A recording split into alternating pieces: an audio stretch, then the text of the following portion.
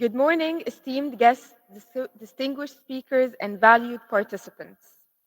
Welcome to the fourth day of the Global Congress on Population, Health, and Human Development 2024 under the esteemed auspices of His Excellency President Abdel Fattah el-Sisi.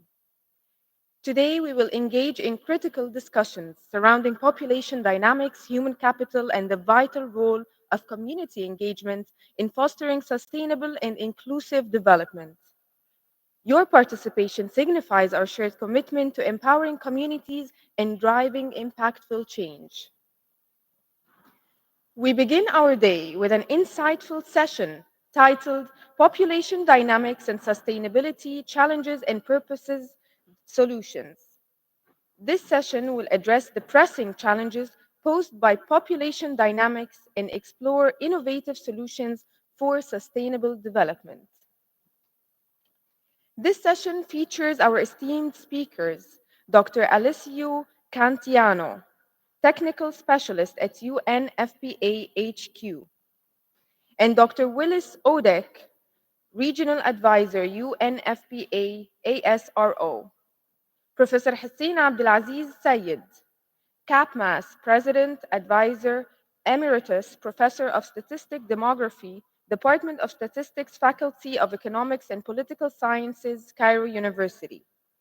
Dr. Sameera Al Tuwaijri, Global Lead on Population and Development at the Health, Nutrition and Population World Bank. Mokagadi Mashishi, Director, Africa Access Market, Organon.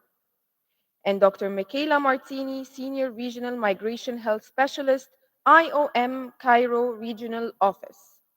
This session is moderated by Mr. Elie Abouaoun, Senior Policy Officer at UNHCR. Morning. Thank you very much for the introduction. I'll start by a quick introduction about the panel. Good morning, distinguished guests, esteemed colleagues, and fellow participants. It's an honor for me to moderate this timely session on population dynamics and sustainability, challenges and proposed solutions. As we gather today, the world faces unprecedented demographic shifts with profound implications for sustainable development. This session will delve into the intricate relationship between population dynamics and sustainability, exploring the challenges and proposing innovative solutions. Our distinguished panelists, leading experts in their respective fields, will each have 7 minutes to share their valuable insights.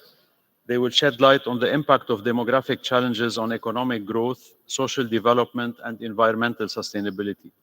We will examine the potential integration strategies to mitigate the burden of migrants and refugees on receiving countries, emphasizing the importance of international cooperation and shared responsibility. Furthermore, we'll discuss the crucial role of international organizations in maintaining the sustainability of health systems in the hosting countries, ensuring access to quality healthcare for all. The session will also showcase experiences and best practices from different countries in addressing migration trends, offering valuable insights and lessons learned. Following the presentations, we'll have a 20-minute Q&A session where you will have the opportunity to engage with our panelists. I encourage active participation and engagement from all attendees. Your questions, insights, and contributions will definitely enrich our discussions and pave the way for collaborative solutions. Let us embark on this journey of knowledge, sharing, and collective action, working together to create a sustainable future for all. So I'll start with the first panelist, Dr. Alessio Cangiano, who is a senior advisor and acting chief of the Population and Development Branch at UNFPA in New York. Besides his job at UNFPA, Dr. Cangiano is also a demographer from the Sapienza University with extensive experience in population data collection, demographic research, and policy analysis. Dr. Alessio, the floor is yours.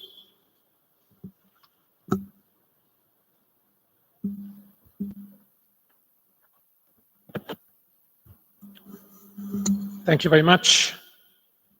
It's a pleasure to be here and contribute to this session. During this conference, we were reminded multiple times that 30 years ago, in the same location, Cairo, the International Conference on Population and Development marks a paradigm shift in population and development policies and debates. 179 countries reached a global consensus, placing individual dignity and human rights, including the right to plant one family, at the heart of development. When we look at some of the key targets of the program that now have been embedded in the SDG agenda, we can observe significant progress. For example, decline in maternal mortality, decline in the prevalence of child marriage, increase in the uptake of family planning.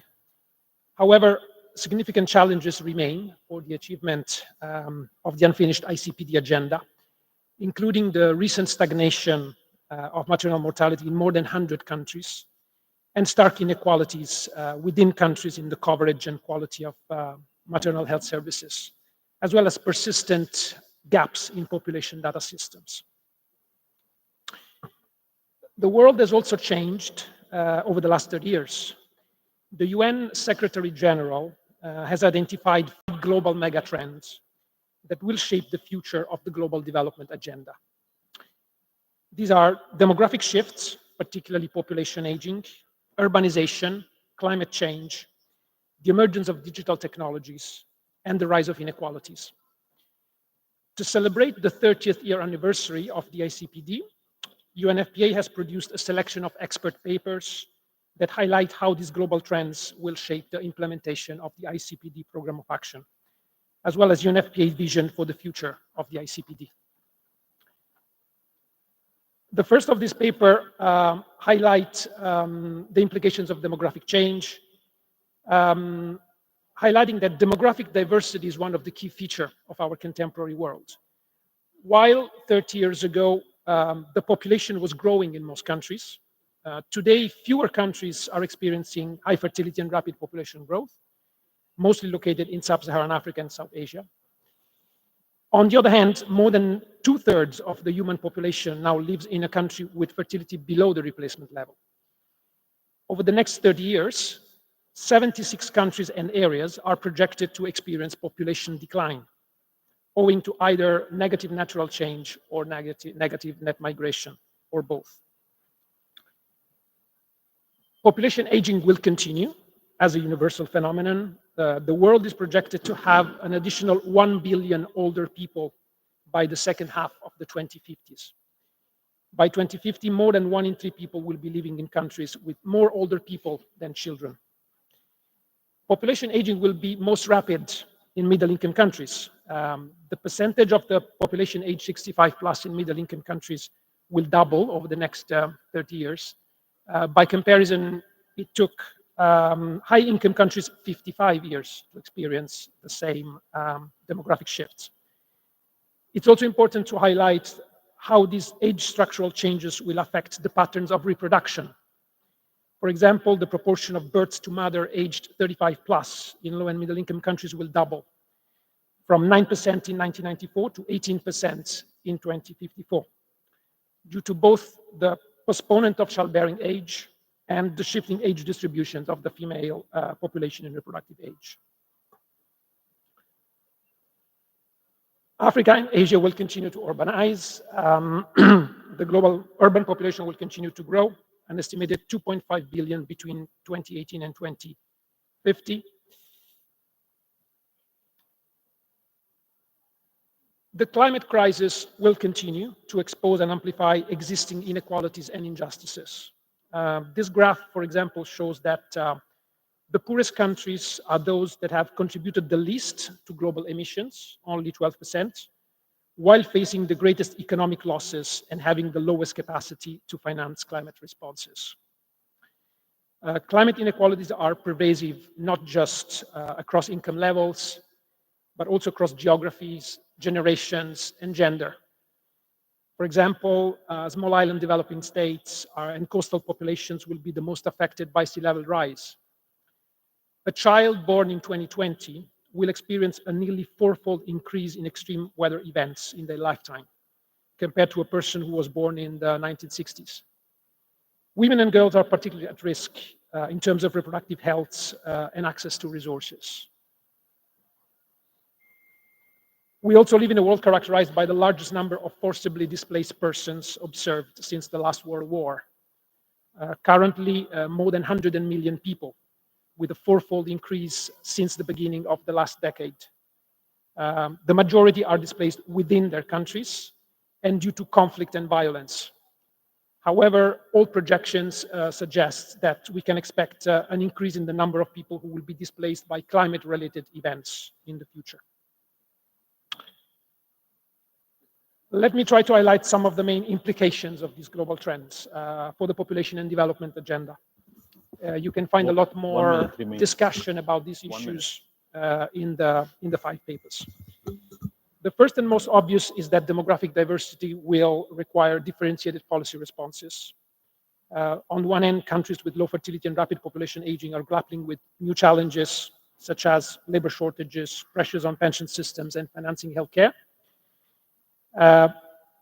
But also population aging will require the adaptation of reproductive care.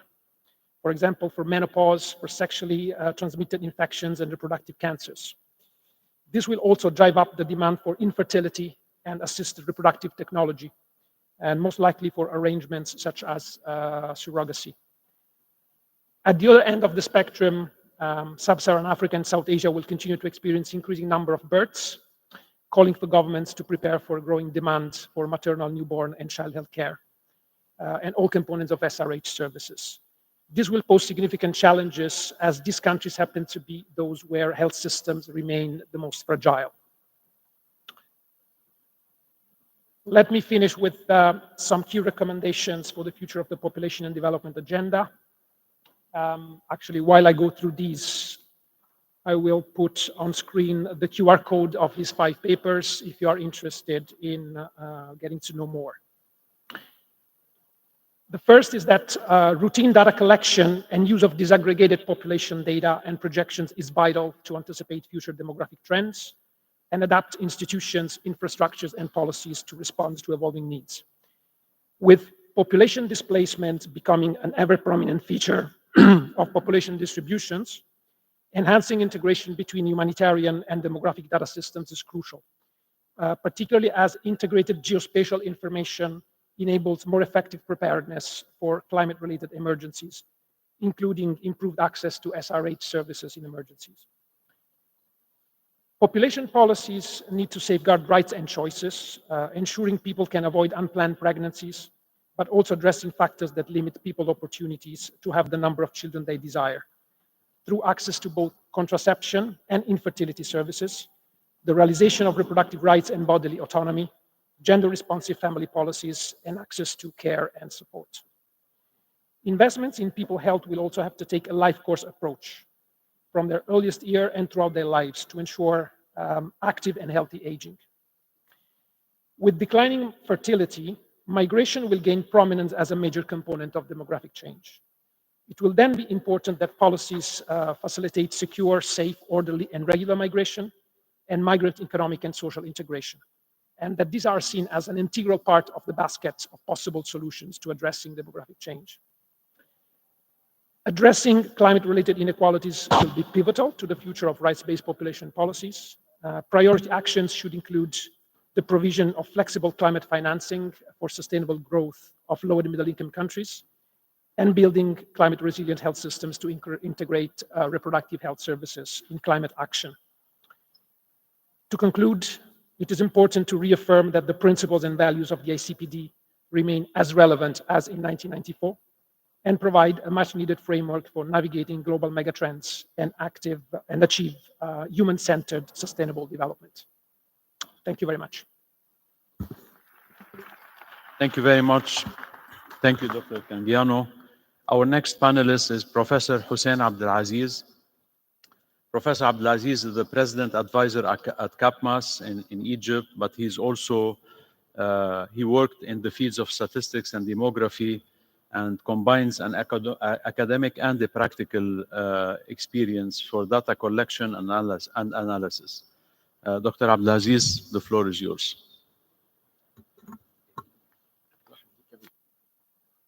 Seven minutes. طبعا.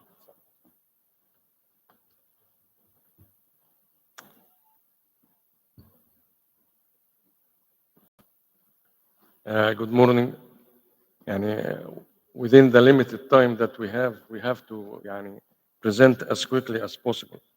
I wanted to say first that recent data indicate that population dynamics varies greatly between and within different regions and countries of the world.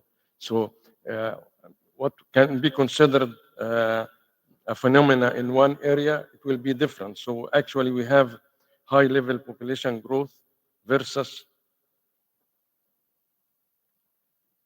high-level population growth versus negative population growth, young age structure versus population stagnation and aging, high dependency ratio versus low dependency ratio, assuming no migration, increasing working age population versus shrinking age population. So actually, as we can see, there is always different with the population dynamics. The scale and pace of demographic change is relatively low, and according to recent studies, there is some common features that can be seen based on the recent studies carried out for the ICPD 30. First of all, high fertility rates will continue to decline, mortality rates will continue to generally improve, and the number of older persons and their percentage will increase. Global population growth will continue, but at a decreasing rate. The percentage of the population in urban areas will continue to grow. Migration flows will continue and may increase from rural to urban areas and from poorer to wealthier regions, our countries. If we move to the population dynamics and the development outcome, it is very clear that demographic changes can have its future impact on several socio-economic systems.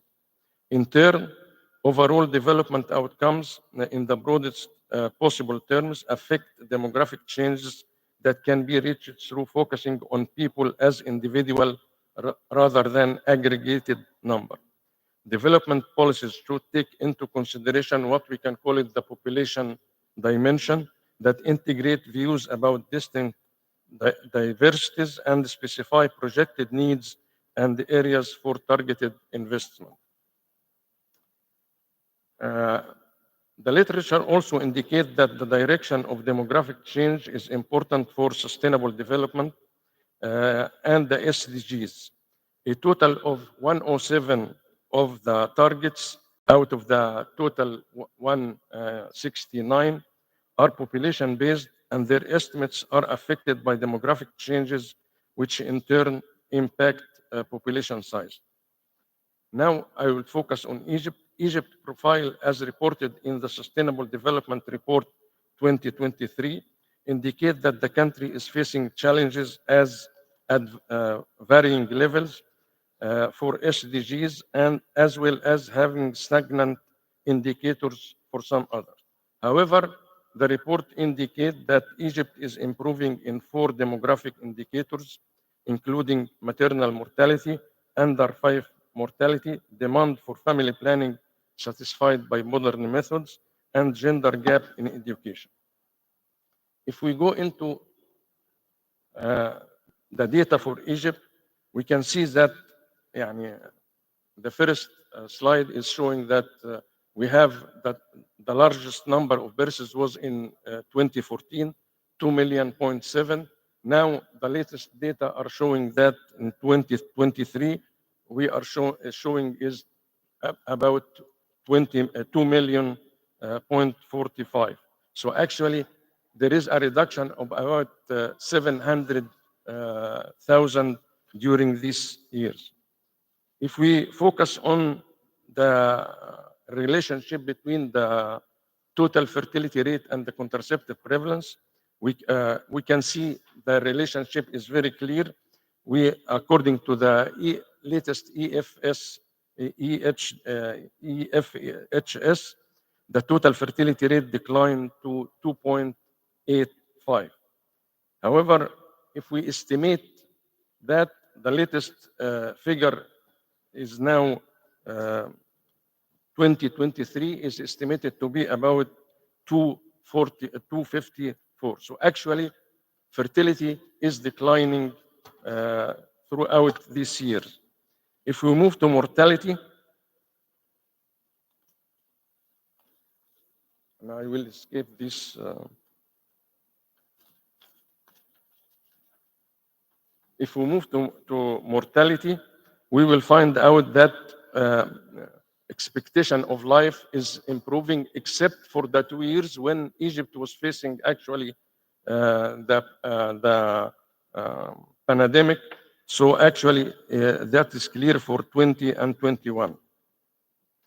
The data also indicate that fertility decline in all governorates with different levels. So we can see that one of the governorates, like Port Said as an example,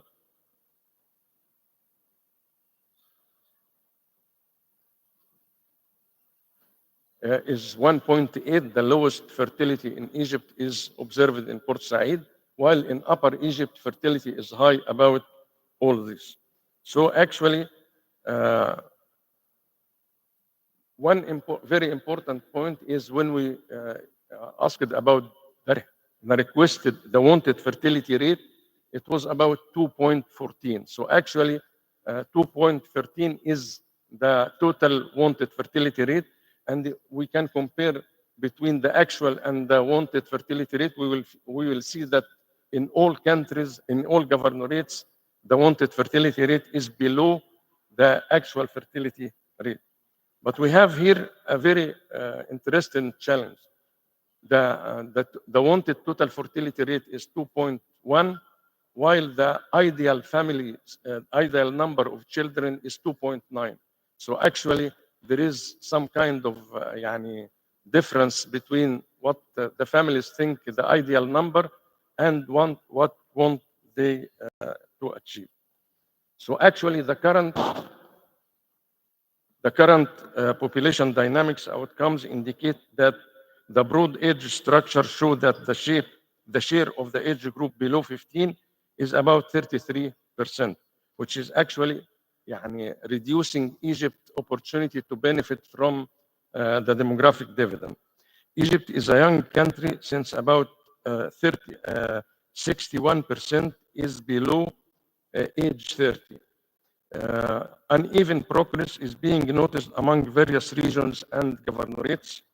Both mortality and fertility are declining, although fertility trends are not sufficient to speed the demographic transition. Challenges for speedy reduction of total fertility rate are facing three challenges. First, full coverage since 2021 is showing high level of unmet need, still up now about 14%. About 20% of pregnancies in the last 5 years were unwanted. Quality of family planning service needs to be reviewed because 1/3 stop the usage of family planning in the first year. Based on this, we have projected. Professor, I'm sorry, we need to move on to the next panelist. Can we conclude, please? So we projected, as we can see here, we have the three assumptions, and as you can see, there is a variety in the expected total population according to why we selected 2.1. As I said, 2.1 is the wanted total fertility rate. So we assume that if this is what the people want, the government should actually adopt a policy to allow them to reach this. To conclude, I think Egypt, within taking into consideration the population dynamics, should actually continue with the demographic transition because it is actually affecting all aspects of economic growth and other services in that respect. However, two challenges need to be taken into consideration. First, that irrespective of the population increase, we will be increasing at a decreasing rate, but the number of women in reproductive age will increase, and the number of people entering the labor market will be also increasing. Now we have about 1 million person entering the labor market each year, and we have to create jobs for them. So again, these are challenges very clear for Egypt, and it is important to continue working on both dimensions, the population dynamics, and at the same time, the human development and the investments in human development to ensure that both are actually meeting the required outcome and enhancing the welfare of the Egyptian population. Thank you. Thank you very much, Professor. And I'm sorry I have to be a bit strict of time, but the organizers informed me that they need the room by 11:15 sharp, so we can't go over time. Our next panelist is Mr. Willis Odek, who is an advisor at UNFPA on population and development. Mr. Odek, the floor is yours.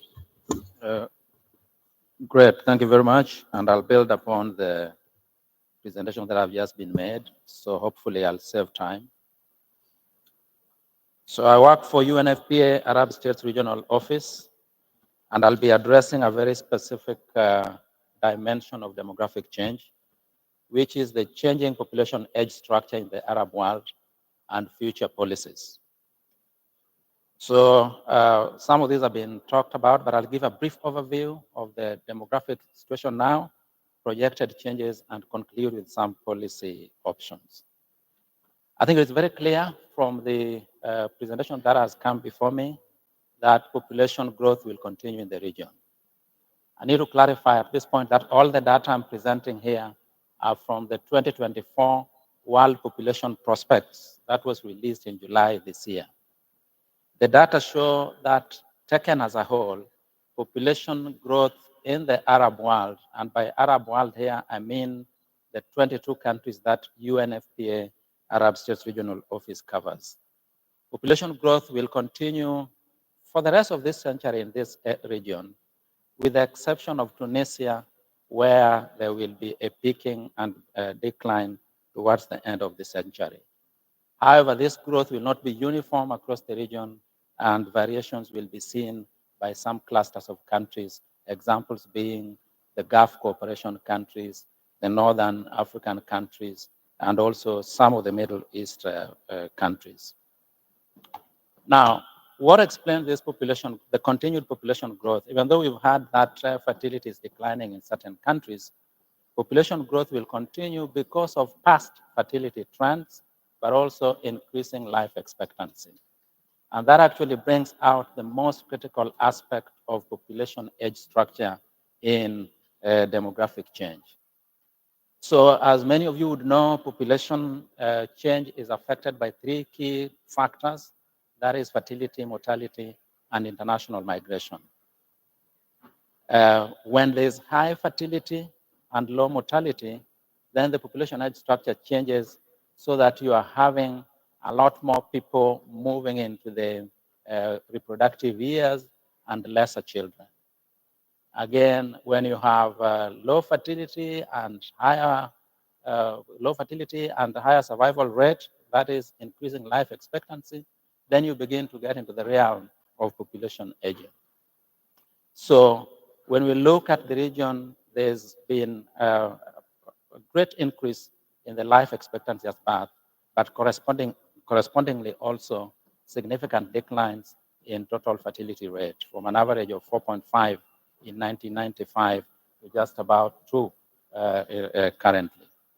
So the interplay of those factors will continue to shape our population age structure. Now, why is the population age structure important?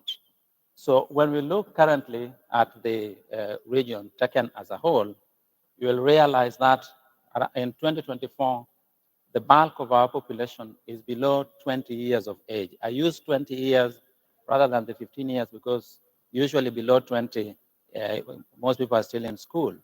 So currently, up to 40% of the population in the region is below 20 years, and that proportion will remain at that up to a third of the population even by 2055. Now, such a large proportion of young people means that there's already a momentum created within the population for continued population growth, even if fertility declines, even if fertility starts to decline. We also see that, again, across the region, just over half of the population is currently in the working age category, which is the 20 to 64. But over time, the population aged 65 and above will be increasing and reaching up to 10% as a whole in the region. Again, of course, with significant variations, because we already have up to 4 countries in the region that, as we speak, already have their population above 60 or 65 at least 7%. And that number will actually be double by 2045. However, there will be continued variations by sub-regions in the population age structure. So if we look at the Gulf cooperation countries, currently they have a very small proportion of their population below 20 because also of their low fertility rates.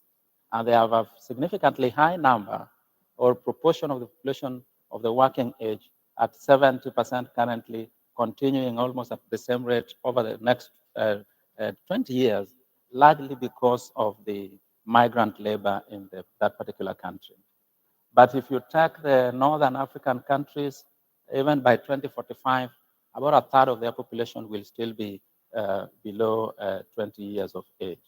And we have some other countries like Somalia and Djibouti that will have even much bigger levels than that. So when we look at the projections into the future, countries like Algeria, Lebanon, Morocco will have at least 13% of their population above 65 years of age.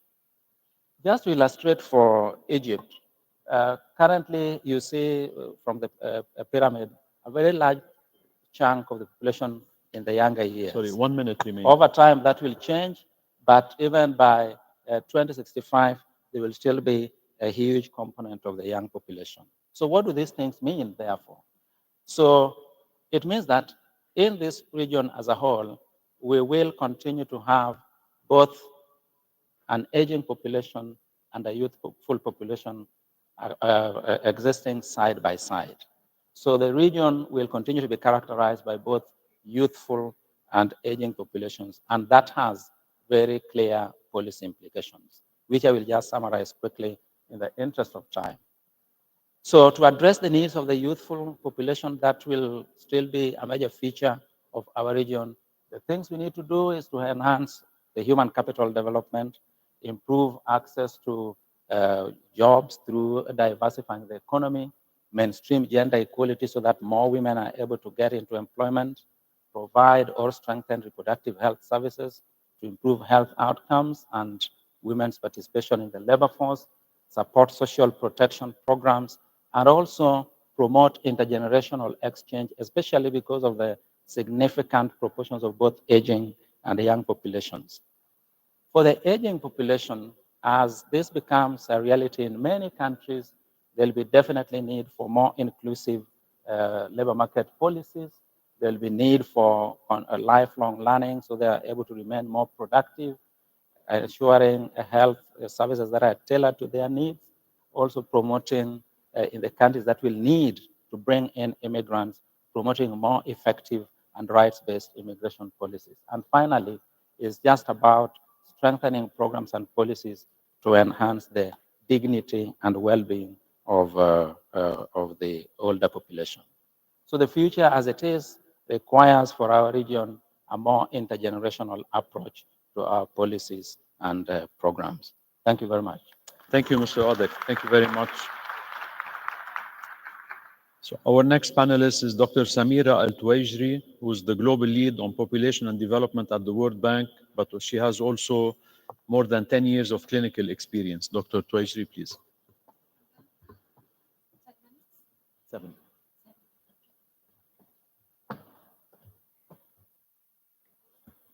Hi, good morning. It's a pleasure and honor to be part of this panel. So I'm going to present a very brief abstract on the role of international organizations in maintaining the health systems of receiving countries when it comes to an influx of refugees. And this comes against three points as backdrop. The first thing is that we're seeing more and more protracted conflicts than we've seen, at least in the last decades.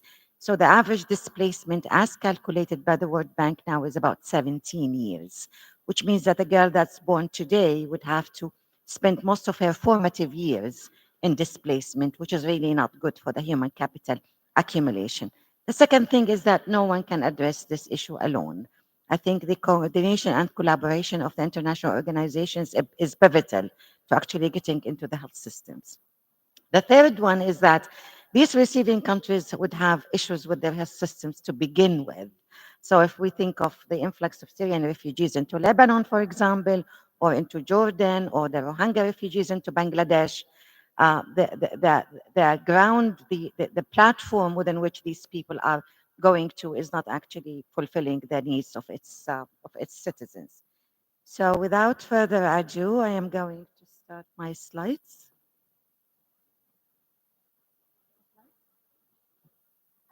That's fine too, no problem. So I've talked about what the situation is. So some of the things that these international organizations can do is, especially in countries that actually do rely on external assistance, in the language of the World Bank, we call them the IDA countries, the International Development Assistance. So these organizations provide financial support, technical expertise, policy dialogue, coordinated efforts to improve public health infrastructure. So let me hone on some of these themes in more elaboration.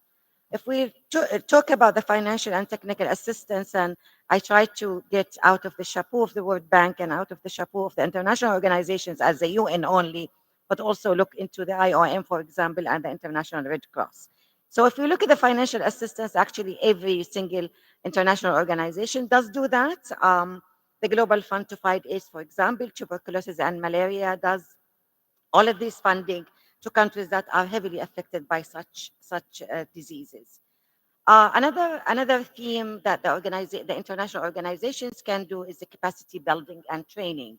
And probably the best example that comes to mind is what WHO does in training health workers to actually be more efficient on disease surveillance, emergency response, so they can help build a resilient health workforce. Policy development and government support. The World Bank does a lot of that as to its our global practice, healthy nutrition and population. It helps countries design universal health coverage programs to its national citizens, and also to the influx of the refugees that we see all over. Now, coordination is paramount because the fragmentation of the efforts actually does the opposite of a positive impact and positive effect on all of these countries.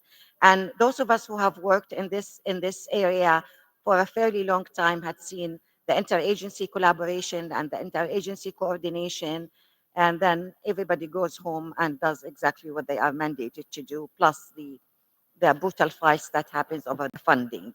I think we've gotten better at trying to coordinate, but the story at the bank also is an interesting one because until very recently, we decided that we are not a humanitarian agency, and then we are going to come in the day after.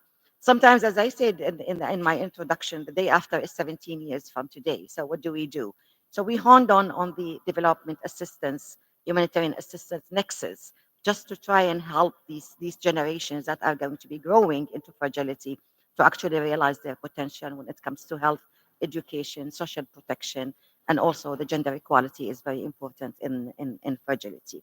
So one of the examples of the coordination of global health initiatives is the work that UNICEF does.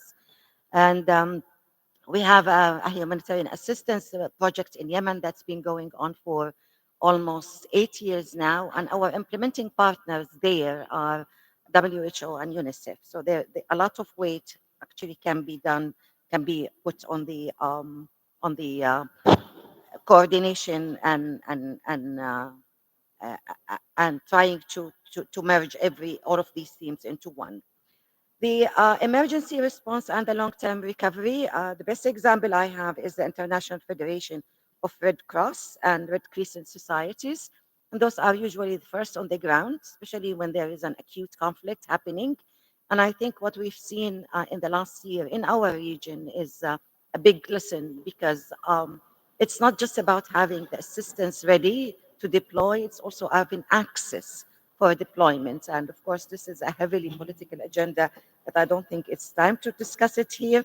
But at the same time, it's not the absence sometimes of resources, it's actually the ability, the tools to utilize such resources.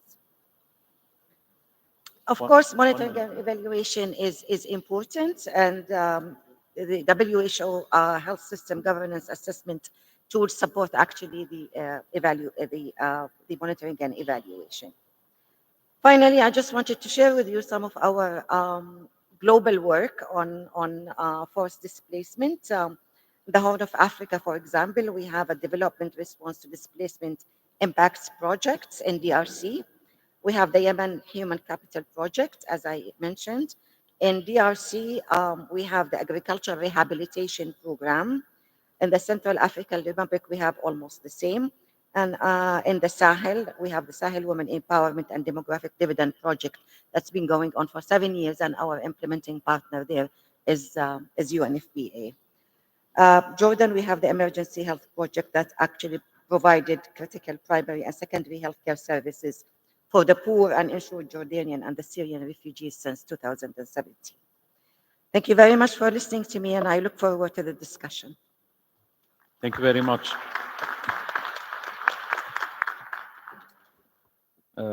Our next panelist is Ms. Mokagadi Mashishi, who is the chairperson of the Coalition for Women Health in Africa. She is also the director at Organon for access markets in the Middle East, Turkey, and Africa. And Ms. Mokagadi has more than 25 years of experience in the public sector, private sector, academia, and the pharmaceutical industry. Ms. Mashishi, please.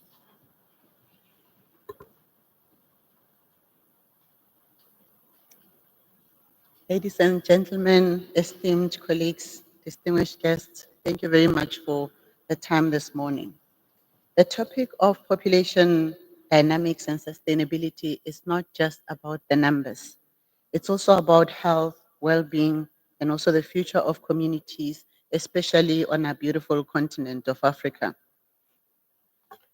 It has implications, as rightfully clarified by my fellow panelists, on migration, and not only for those who receive services, but also for the healthcare workers as well as workers in general in the different sectors. And the reality is that family planning or family spacing is central to population growth, development, migration, and overall economic growth of countries. It is also a powerful intervention that can be utilized to really reduce mortality, especially maternal mortality, and therefore, as I often say, almost killing the snake by, starting at the head.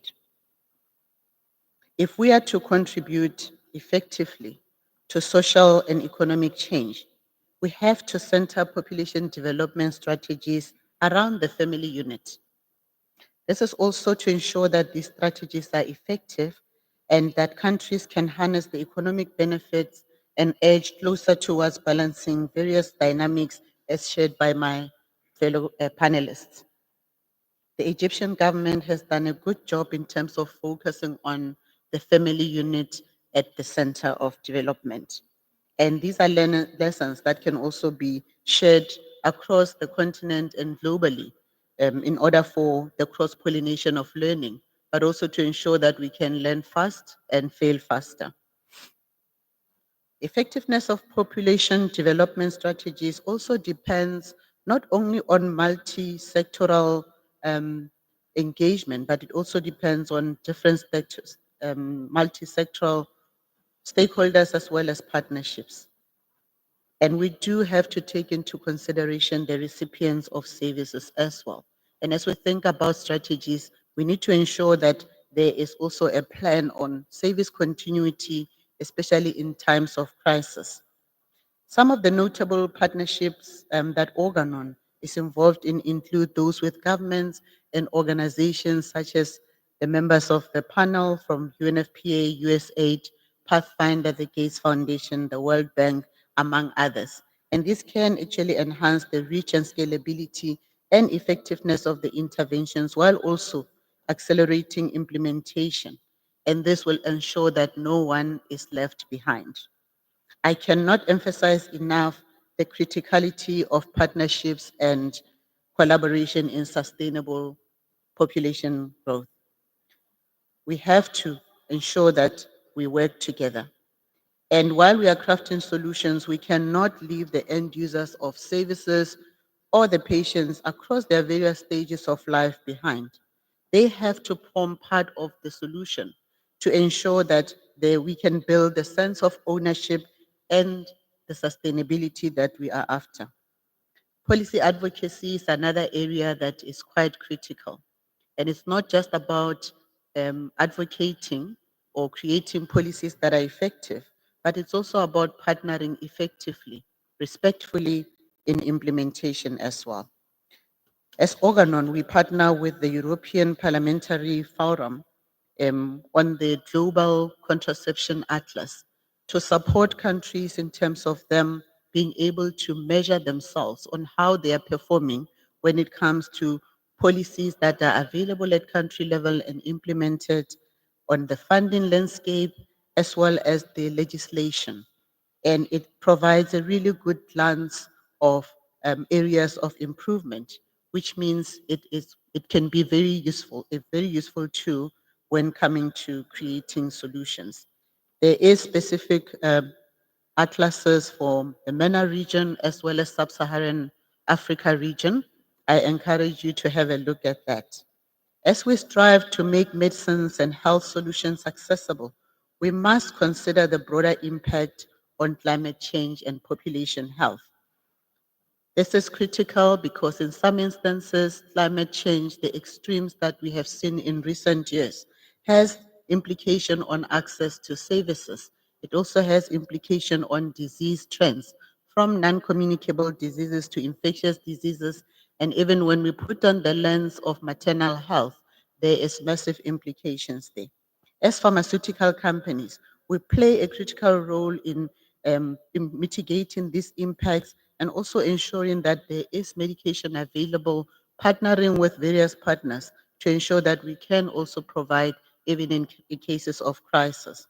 And it's important to ensure that what we provide can impact positively on the quality of health and therefore also significantly reduce the burden on the health systems. Population dynamics also has a significant effect on women's health.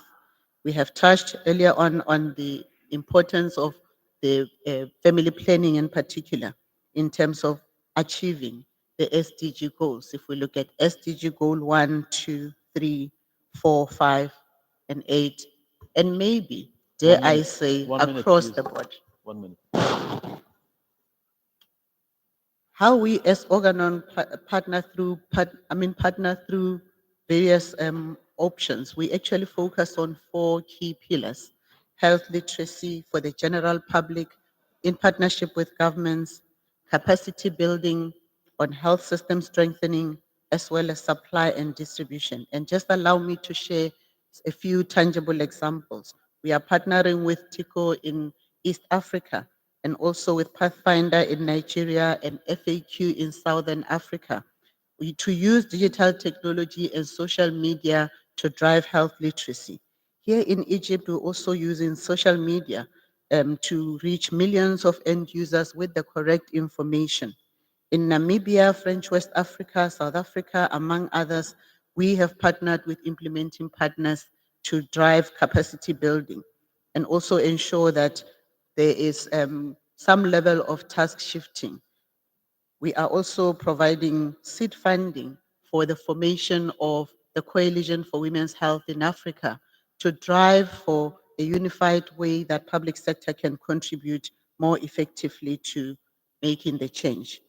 We also continue to host policy dialogues across the continent to ensure that, again, the interventions are visible and also support government strategies on maternal, newborn, and child health.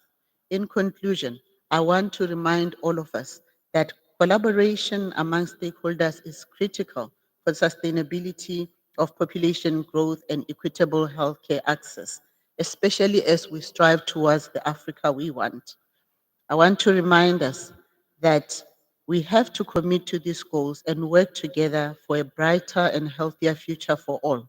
There is an African proverb that says, if you want to go fast, go alone. But if you want to go far, go together. And I invite each one of you, let's go together because collaboration is the new innovation. Thank you very much. Thank you, Ms. Mashishi. I started this session with my UNHCR hat, and now we'll end it with a very enriching presentation from my colleague at IOM, Dr. Michela Martini, who is a senior migration and health specialist. Dr. Martini. 7 minutes. Thank you so much, distinguished participant and fellow panelists. Good morning. All my colleagues, they have mentioned migration. So as International Organization for Migration, we are here to discuss one of the pressing and interchanged challenging. So how migration is also forced to reshape, rethink the health systems for the population growth. I have a presentation. There is, okay. Those are very interesting and data to show why people is moving. They have moved, they are moving, they will continue to move. So as we know, the fragility of the state, so conflict. And then we have, as mentioned, economy, the economy of the countries and the population grow with the fertility rate. So new people, young people, as was mentioned by my colleague. And the new recently acknowledged the climate change that has forced people to move.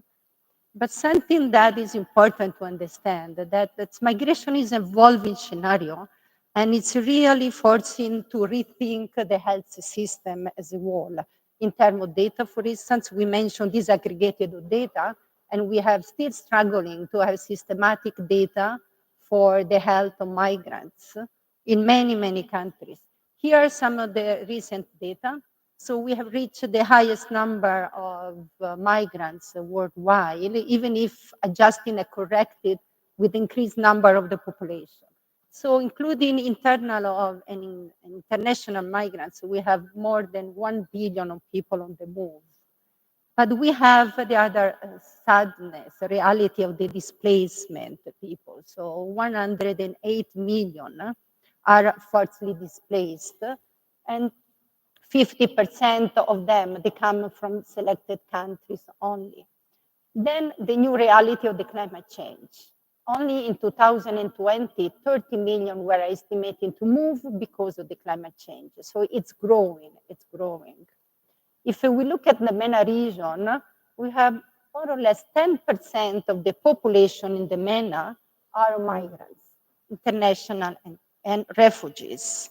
And the area hosts the 30% of the global displacement population. So it's highly affected by both migration and displacement. In addition, only the North African alone is expected to move 20 million. They are expected to move by 2050 because of climate. So the region is one of the most affected also for migration. Where they go? Majority of the Middle East people, they stay in the region, more than 50%. And in the region, they go to United Arab Emirates, and then the Saudi and other, and minor component, Lebanon and others. So but it's important to understand that they stay, they remain in the region. The one that goes outside, the majority, they go to Western Asia, and only minority, 20% of the people, they go to Western Europe. Despite all the attention of the migratory flow to Europe, we need to understand that there are people from our region, they go to Western Africa. So our region is characterized by countries that are both country of sending migrants, receiving migrants, and transiting.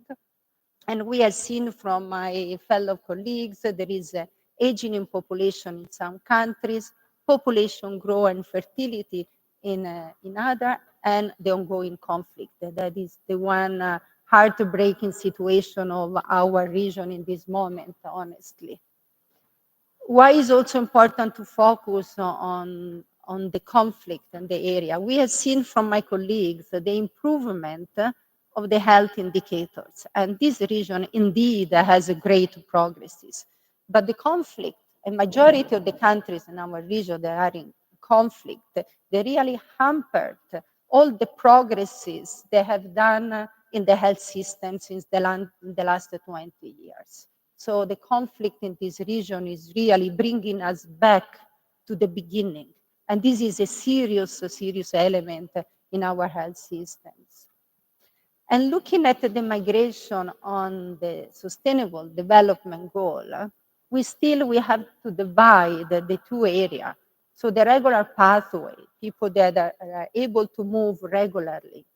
And we know the positive impact in terms of contribution to the GDP on the hosting countries, and in terms of remittances the migrants they bring back to the countries of origin. In terms of population growth, we know that that majority of the high-income countries, the population growth is due to the presence of the migrants. So highly positive migration.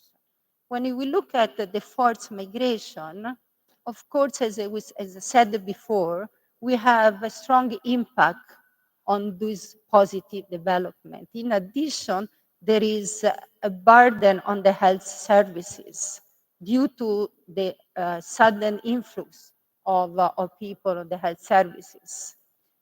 So there are policy which are important in the health of migrants and refugees, and why it's so important. And this is just to show you the initial dialogue with the first WHO resolution in 2008. We have reached now two WHO resolutions, 3 global consultation on the health of migrants. So the health of migrants is getting into the agenda. Migration is getting into the agenda also. The countries, still the health system is struggling to track the movement of the people and the migrants itself in terms of data statistics, and it's very difficult to identify the epidemiological trend of the migrants currently. And I want just to mention the African Commission, the migration policy framework, because it has a very comprehensive chapter on the health of migrants. So advising the countries how to address the issue of the health and the migrant population. And there are mainly 2 critical elements. One, inclusion of migrants in the national health services. We are not yet there. And identify a minimum package of services for that. We are not yet there as well.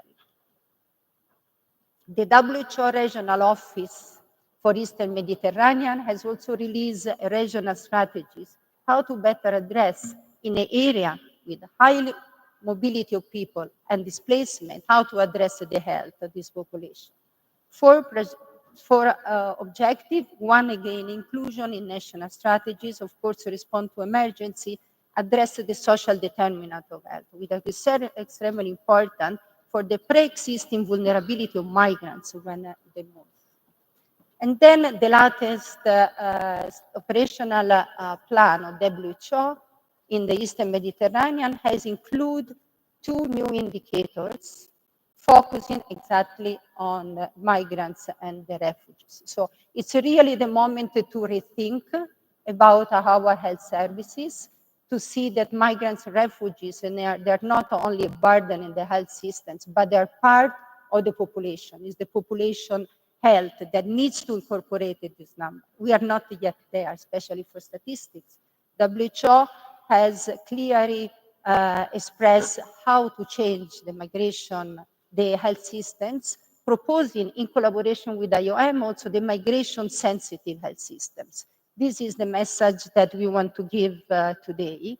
It's structured. There are guidance already how to make the health services more resilient in the sense to track and identify the movement of people. Here are a few data that you can see, you can read in the presentation. IOM is in front line, as you know, has emergency response, but also for development. We really clear the message. We cannot respond to the emergency if we don't think about the development and the health system strengthening. So migration displacement is not only problems, but it's a reality to manage. And my takeaway, there are two main points. So prevent and address the pressure that the health system is having from the displacement, but addressing in a different way to be more on the health system strengthening. So including the access of migrants, it means helping the health systems to be strengthened. In fact, the second part is integration strategies. We need to integrate the migrants. So basically, the call for action is rethink the health systems in a way can be more migrant sensitive. Thank you very much. Thank you, Dr. Martini.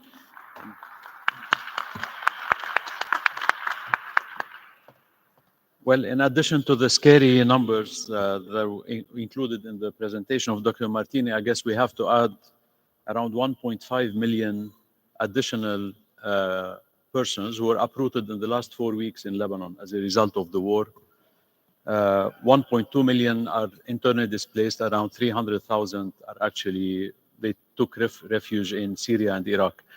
I guess we have less than 10 minutes to take few contributions or comments from the audience.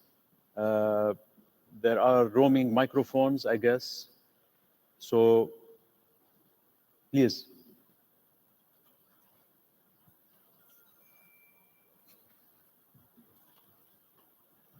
First, I will thank you and thank you for all members here. And I want to share your informations about health migrations, and I have opinions, and it's my honor to presenting here through this audience and for all, and exactly for them. You have to do it in 20 seconds because we need to take other questions. How can we do development to another people, and can be advertising through the other countries for working for another one through improvement and dependent on successes? I think this will be may fight irregular migrations to be more healthy through regular migrations by the advertising for working or sharing for another community, especially our community.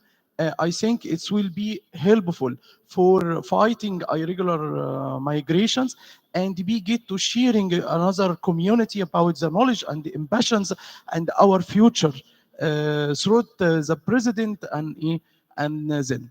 Thank you very much. Thank you very much.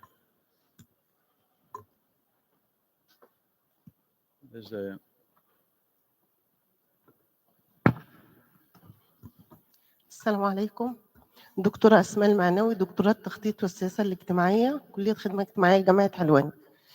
الحقيقة أنا عملت رسالة الدكتوراه بتاعتي عن تحليل السياسة القومية للسكان في مصر في الفترة من 1972 ل 2019 وخططها الاستراتيجية وخطة الدولة 2030. وقمت بتحليل السياسة القومية للسكان من ناحية تشريعات، مواد الدستور، قرارات رئيس الجمهورية، قرارات الوزارية، قرارات رئيس مجلس الوزراء، والقرارات الإدارية. دكتورة لو سمحتي بس ممكن بسرعة يا السؤال يا الفكرة لو سمحتي.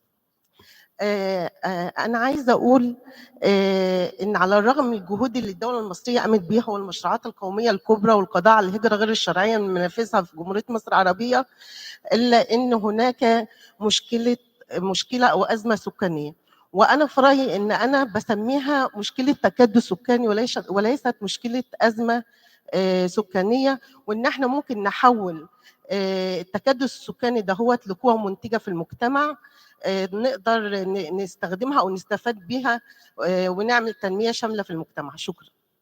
شكرا كثير.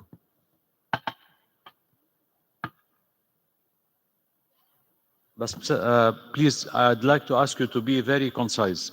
دكتور حسن أبو النجا رئيس نقابة العلوم الصحية الغربية. أهلا بكم في مصر بلد الأمن والأمان.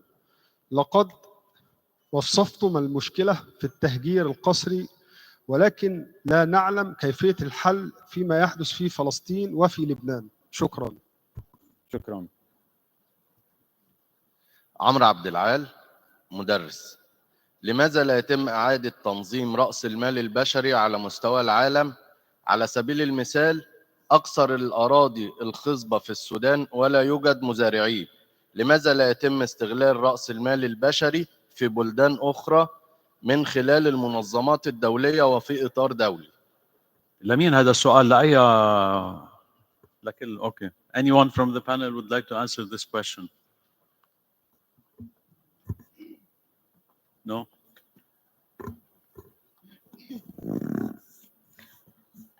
هو موضوع استغلال رأس المال البشري له علاقة بسيادة الدولة، فبالتالي يعني المنظمات الدولية سواء كانت البنك أو منظمات الأمم المتحدة تقدم النصيحة، لكن موضوع استغلال رأس المال البشري خصوصا عبر الحدود هذا أمر يستدعي الكثير من التوافق والكثير من المفاوضات، لأنه يجب أن يؤخذ بالاعتبار أولا وتاليا سيادة الدول على أراضيها. Okay, I was just informed that we really need to conclude this session. I'm sorry for those who were not able to ask their questions. I'd like to thank the panelists for the insightful contributions and presentations, and the audience for their attention, and I wish you the best for the next sessions. Thank you very much. Thank you for this engaging session. We will now take a short coffee break. Please take this opportunity to refresh and network with your fellow attendees. We will reconvene sharply in 30 minutes.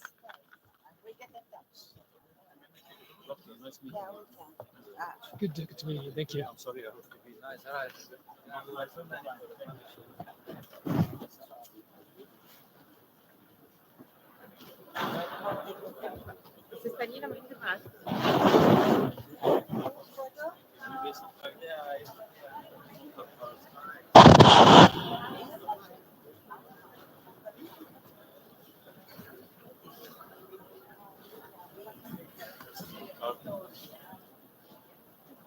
Okay.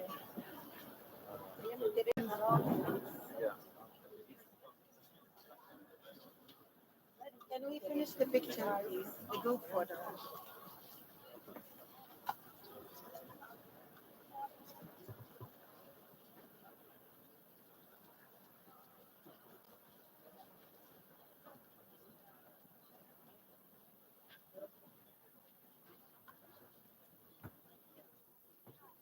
How do you get copies?